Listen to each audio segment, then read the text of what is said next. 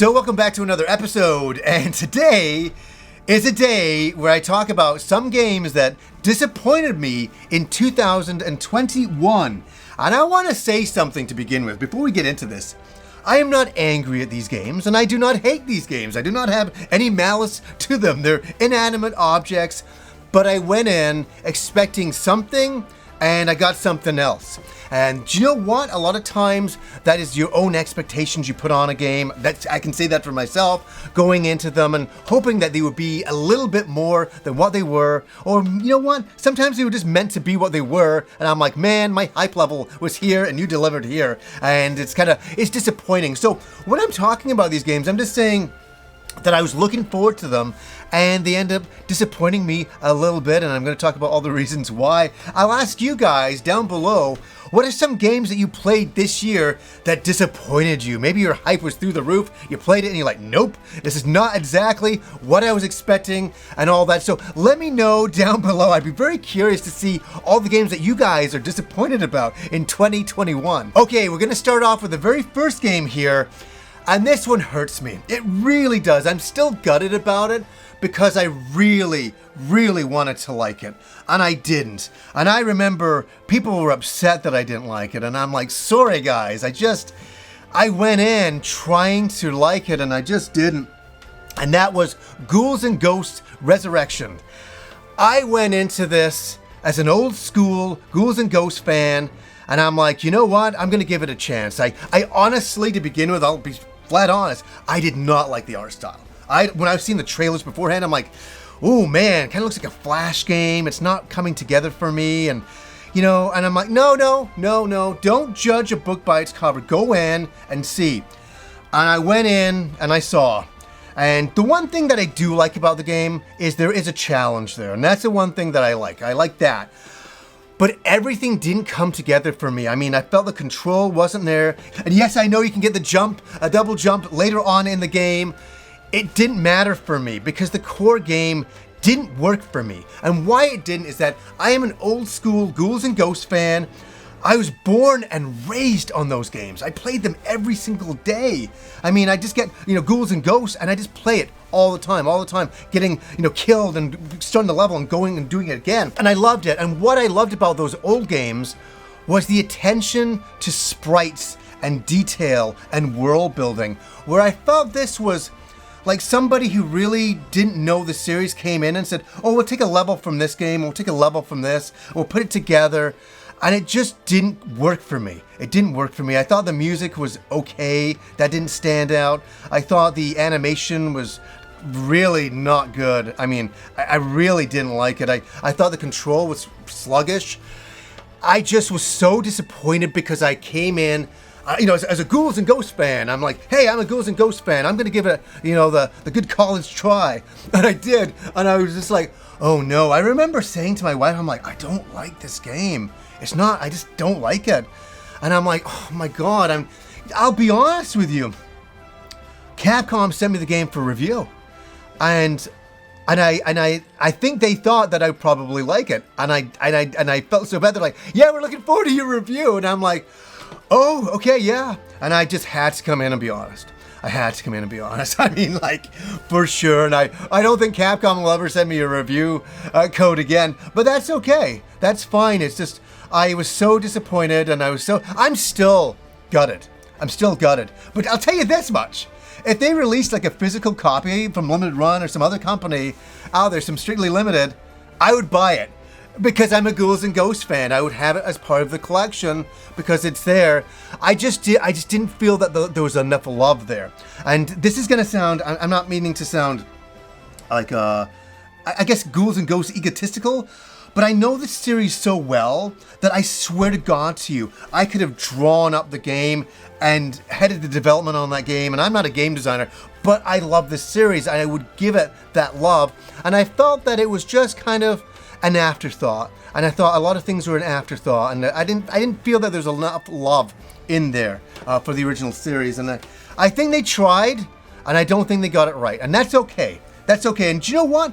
There was a lot of you guys out there that were like, you loved it. You enjoyed the game and all of that, and I applaud you. I'm glad you enjoyed it, and I really wish that I could have. I'm jealous of you. Okay, this next one is a really, really weird one, because at one point it was going to be on my Games of the Year list, and it was there for a bit of time, and then I was like, I'm sorry, I can't. I got to put it into my disappointed list, and I was like, what the heck is going on? Why is this happening?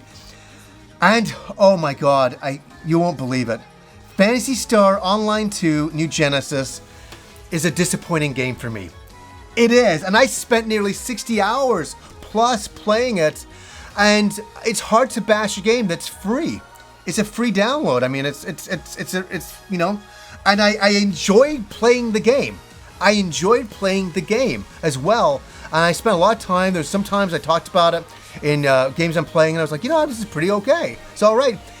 The things I liked the most in that game was playing with my friends and running around and doing that kinds of stuff and building my character up. Why it's on my most disappointing games is that the hype was there going into this year for this game.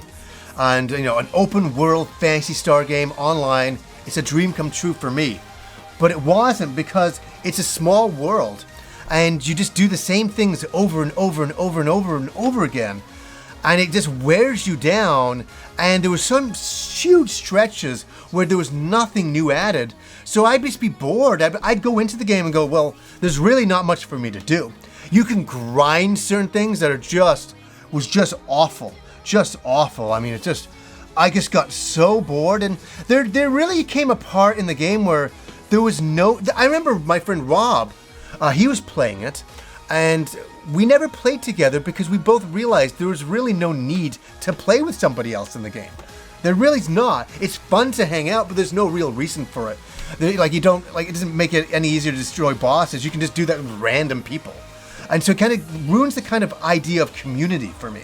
And I really felt that I never met anybody new in the game, where I found in the original Phantasy Star Online, I'd be in a lobby and people would be chatting, and it'd be this intimate kind of fun thing, and you'd meet some really cool people and go and, have some cool adventures. And yes, the original Phantasy Star Online was just like a small hub thing of here and there. But this game came in with the promise of an open world. And it is, but man, it's just limited in what you can do, and you're fighting the same enemies over and over and over again. And before you know it, you're just worn out. And I just kind of had enough of the game, and I was like, I'm done. Yes, they've added some new things in the game. Too little, too late for me. But I will say I did enjoy my 60 hours playing it. I did. It was good. It was really good, and I recommend it to play it to get that experience out there. And yes, I did buy scratch cards. I did, to support the game as well, because I felt, guilty. I was playing this game for free, and so I was like, I'll give something back. And I got some cool items and weapons and all that, and that's the fun in the game, is upgrading your character and all that. But in the end of the day, New Genesis was a disappointment, and I'm looking forward, I'll say this, to some future improvements in the game, opening it up a little bit more and adding more to do. That would be awesome. Okay, this is a game that I loved and hated, and I was talking about it in episodes. I'm like, I don't know if I love this game or hate it. I'm like this, and I want to say I don't hate it, but I don't love it. And it's a game that I went in and I've tried to enjoy so much, and I have glimmers of it. I have these runs in the game that are so much fun. The game is Returnal. And I think the idea is really cool, and I like the rinse, die, repeat idea of it all, where you start off, you crash land on a planet, and you have a certain amount of weapons, and you have to go through the game and find new weapons and new power-ups and all that kinds of stuff, and then you get overwhelmed with the enemies and you die. And then you start again right from the beginning and do it all over again with what you've kind of learned. And it's kind of random at times, some things and all that. I sometimes have just found that the game is very, very frustrates me, and at times it's so incredible, and it's just a weird balance for me. And it's weird. I don't hate it, as I say, and I don't love it. I'm kind of like, on it, and it's the one game that I really have tried to enjoy a lot, and I do at times, but it just has never reached that plateau where it's like, I love this game. I really like this game. It's not quite there for me, and a bit of a disappointment for me this year. Sadly so. I mean, what do you guys think of Returnal? I should really return to Returnal and keep on going at it, but I spent quite a few hours playing it, and it never really hit the mark for me. Okay, my disappointment for this year was there was no PS5 enhancement for Cyberpunk, and I've been waiting to play it since the crazy launch of the year before, and I'm like, nope, I'm not gonna play it. I'm not gonna play it till it gets patched. It all got patched, and I was waiting for the PS5 update, and I'm like, no, I'll play it that way, the optimized way, and then that got delayed. And that was a disappointment for me. I'm like, no, another year has gone by. I'm like, and yes, I can play it now. I realize that it plays a lot better, but I'm gonna wait for the PS5 updates. I'm gonna wait and have the true experience of that and all that. But it's so disappointing. It's so disappointing. It's another year, and I'm like, I'm waiting again for Cyberpunk, and so that's a disappointment. And it's a disappointment because the game looks so killer, and so many of my friends have enjoyed the experience with all the patches and going back and playing it, and I'm sitting here going, nah, I'm gonna wait for the update and all that. But it's just frustrating. There's another update and another wait for the game for me personally. So that's why it's a bit of a disappointment again. I know it's a disappointment last year. It's a disappointment this year.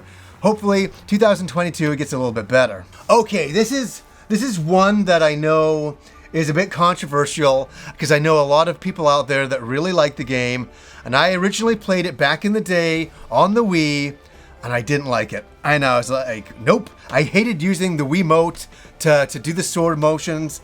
The game is Skyward Sword. I didn't like it on the Wii, and I guess what? I don't like the Switch version either.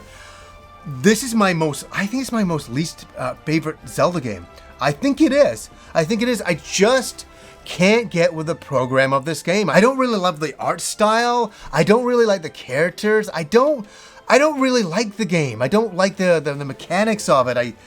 It bugs me, and it's just one that I always try to get into, and I can't do it. I just can't do it. Should I try to go back? I've tried so many times. And it's the Zelda game that just doesn't work for me. And it's okay. I mean, geez, I love the Zelda franchise. I think that's what frustrates me the most. I really love all of the games. I can find something great in all of them. And I do see that there's a lot of great things in this game, but it frustrates me, and I don't like it. I just say that. I just don't like it. And I can't get with it, no matter how hard I try.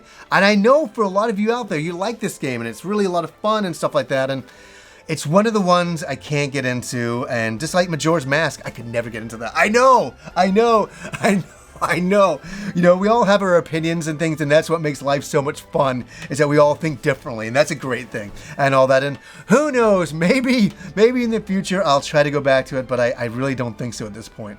Okay, I will end this with my final game that I was disappointed with, and I'm disappointed because I love the history of this franchise. I grew up with it. It is the Wonder Boy franchise. It's the Monster World 4 game that came out on the Mega Drive that I really enjoyed. And it's Asha in Monster World 4 that came out basically on every platform that I was so disappointed with. I really was, because in the last few years we've seen a resurgence of Wonder Boy games, and they've been really, really good. Like I said, Monster Boy, you know, was incredible. The visuals on that, everything was like firing on all cylinders. Wonder Boy was back, and then this game comes out, and we take a back step. I feel graphic-wise, even to do with frame rate at times, and I was disappointed. Yes, is the gameplay there from the original Mega Drive game? Yes, it is. Yes, it is, and that's good. So the core game is very, very. It's fun. It's an older style game, of course. But the facelift they did on it, I thought could be a lot better. And I'm nitpicking it, sure I am, because at the core of it, there's a good game there. But I was really hoping they'd give it the facelift it deserves. I think the Mega Drive game looks better. I do, I really feel that, for sure. And that's the game, because I'm a huge Wonder Boy fan, has haunted me the most of the year. That's the game I was like, I had high hopes for. And at one point, I heard that the development team was listening, because I did a whole video, and they were listening to my nitpicks on it, and they were going to improve it. And it's so unfortunate that it didn't reach that mark. It never kind of got there, and I'm so disappointed in it. And did I get the game? Absolutely. Would I support the game? For sure, because I'm a Wonder Boy fan, and I wish nothing but love and respect to the development team and the original creator, who I still call a friend to me. He sent me a birthday card on my birthday. I mean, it was amazing, from the creator of Wonder Boy. I mean, I got a small tear, man. I mean, geez, it's not easy for me to come in and say that I was disappointed by the game, but I was. I had to come in and be honest, for sure. So guys, what are some games that you were disappointed with in 2021? Let me know down below. It was not an easy video for me to make, but I felt that I had to make it for sure. So anyways, guys, until next time.